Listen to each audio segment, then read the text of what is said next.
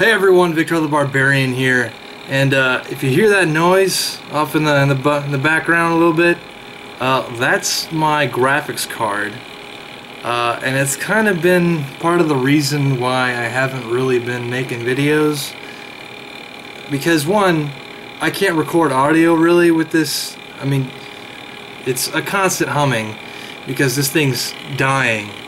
I mean, I've had it since 2009-ish. It's constantly running at about 51 degrees centigrade, which is, I mean, pretty hot for just idling. And I don't know. So what I've gone and done is I ordered a new fancy graphics card, and it's one of the new ones that just came out, the 750 Ti's from Nvidia. And basically they're super small, and they run really quiet and everything, so this is kind of just the thing that I needed. So let's go take a look at it. Okay, so this just came in from Newegg.com, which is where I get basically all my computer stuff, unless it's something like thermal paste or anything. And what we have here is the EVGA, and I've always heard great things about EVGA stuff. And this is the 750 Ti for the Win Edition. Now this is exclusive to Newegg, and basically what it is it's just a 750 Ti, but it's kind of been overclocked a little bit by to certain specifications. You know, the box is all shiny. You can see me in the box. That's cool. But yeah, I mean, it's got a warranty and all that kind of fun stuff, and it's got all the new features that Nvidia's really trying to, you know, push on people, like the G-Sync, but I don't want to spend $500 on a friggin' monitor, so I can't really test that. So let's get this puppy open. Okay, so this is all the stuff that came in the box. So we got a little power adapter, little dongle thing if you still use, I mean, most people use HDMI anyways. I use DVI because I don't know, I don't have that many HDMI cables around the house. You get your standard user guide, and they added a freaking huge poster. And then we've got the main attraction here. Now, I can't really compare and contrast this right now because my other card's still in my desktop. But I can tell you right now, this is a hell of a lot thinner. It's got more fans, a lot more cooling vents on it. It's got this giant heatsink on it. That's ridiculous. So I don't think this should have any heating problems. It shouldn't. Shouldn't being the key word. So I'm going to go ahead and take out my other graphics card, and we will compare and contrast here. So here we are. So this is my old card, which is a Radeon Sapphire 5850. Yeah, it's that old. And I mean, you can even tell that, I mean, it's a little dusty, but I mean, I clean this. I have to clean this thing out regularly, else it'll just get too hot and crash. And I mean, I just decided enough was enough, and that the fan in and of itself is just really kind of squeaky and yeah. And so we got this one. Now I thought it was a bit thinner, but apparently I was incorrect, because as you can kind of see, they're about the same height. The difference here being that the card in and of itself ends at about, I don't know, maybe half an inch or so, and the power is on the top instead of this retarded on the side thing that would be like power cables touching my hard drives. So I don't know, overall it looks like it's an improvement. Of course there isn't any crossfire compatibility with this, but I mean, who gives a crap? So let's see how this thing runs. This is what the new card sounds like. I mean, if you want to, you can go back to the beginning of the video and compare and contrast these, but it's a huge difference. I'm looking at my temperatures right now, and I mean, this card's running 20 degrees Celsius cooler than my old card, which is ridiculous. Pretty good upgrade. Okay, so here we are on the desktop. Just to kind of give you guys an idea how this thing is running, I've got my desktop open here. And open up the EVGA Precision X application, because the X means that it's hardcore, right guys? And you can see that it's running at about, you know, 28, usually around 26, 27. I don't know why it's so high, bro, because I got so much friggin' stuff open right now. It also comes with like Nvidia control panel and all that kind of stuff. And it also comes with the Nvidia GeForce Experience, but nah, bro. So some of the features of this card that I haven't really gone over because they're not really useful to me. Okay, so what we got here is some Serious Sam 3 gameplay, and Serious Sam 3 for me has been kind of notorious for not run efficiently at all. Like I remember, like right when it came out, same year that Battlefield 3 came out, and it ran worse on my system than Battlefield 3 did, and Battlefield 3 was already a really buggy, unoptimized mess. So this one's an even bigger unoptimized mess, but it's a much more fun unoptimized mess. I mean, Battlefield 3 doesn't have sledgehammers or third-person mode.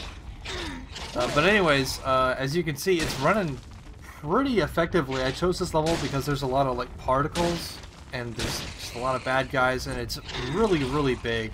So I thought it was a good test, and it basically flew with flying colors here. There were a couple moments later on towards the Oasis part of the level where there was just a ton of enemies where the frame rate actually dropped to about, I don't know, 50 to 40-ish. But I mean, that's due to like just being freaking huge and so many kamikaze guys, and there's water and palm trees everywhere, and it's just shut up, Mello. Oh, you're not Mello, you're Molly. Get away. Sorry, that's... Go! I'll shut the door. Go! I fed you already. Go away. Damn cats. But yeah, so, it's running, you know, just as advertised, basically. Really haven't had any issues with it so far. So one of the drivers didn't want to install, but I just manually went to EVGA's website and installed it there. So it's not really that big of an issue. But other than that, it's really been great so far.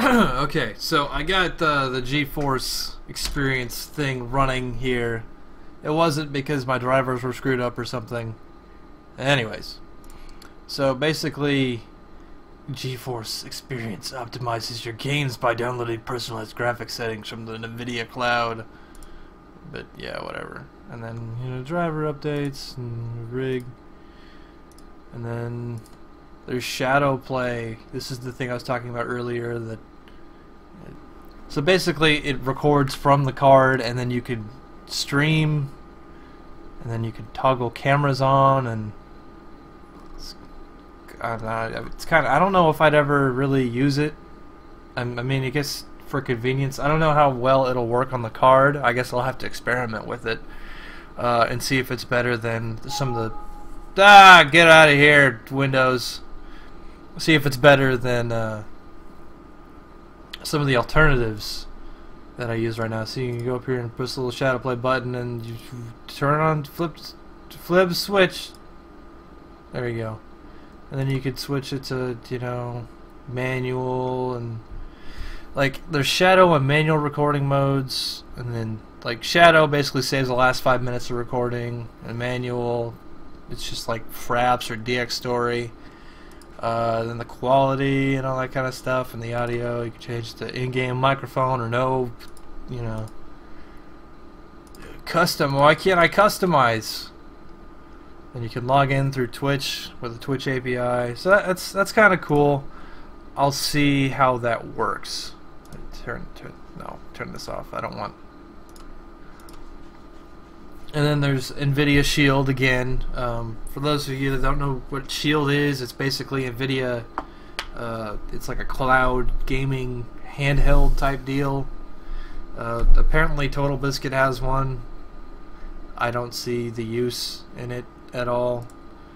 And that's really it. I mean, other than like the automatic updates, then I went over the games thing where you can have specific drivers and all that kind of fun stuff, and you can tell I haven't really done any of that yet. If you look at supported games, I don't need to restore. Yeah, like I have Arma 3 game or graphics card. You silly man, you're a man now. Dog. Borderlands 2. I mean, I've got like, I don't know why it says I don't have any of these. You lie, sir. But anyway, that's like a quick overview of the features of the card. Pretty snazzy so far. I'm really liking it. So, would I recommend the 750 Ti? It depends. Are you like a super computer enthusiast? Otherwise, I wouldn't really recommend it unless you're like really strapped for cash and your rig's old like mine is. But if it's not the strongest card out in the market, I mean, you want the 780 or whatever, the thing that's like as powerful as a Titan basically. And then there's, you know, the Titan. There's a lot more to look at than just the 750s. But if you're budget minded like I am, and you're looking to upgrade, or you're just looking to build something kind of cheap, you really can't go wrong with the 750 series. I can't really say for just the 750 and the 750 Ti, but the FTW Edition that I have is it's working flawlessly, guys. I haven't had any problems with it. It's fairly new, so I guess we'll see in the coming months, and if that does happen, then you should expect an update. But I don't see that happening. It's a great deal, to be honest. You get a lot of bang with your buck with this package. I would highly recommend it. So this has been Viktar the Barbarian, and I'll see you guys in the next video.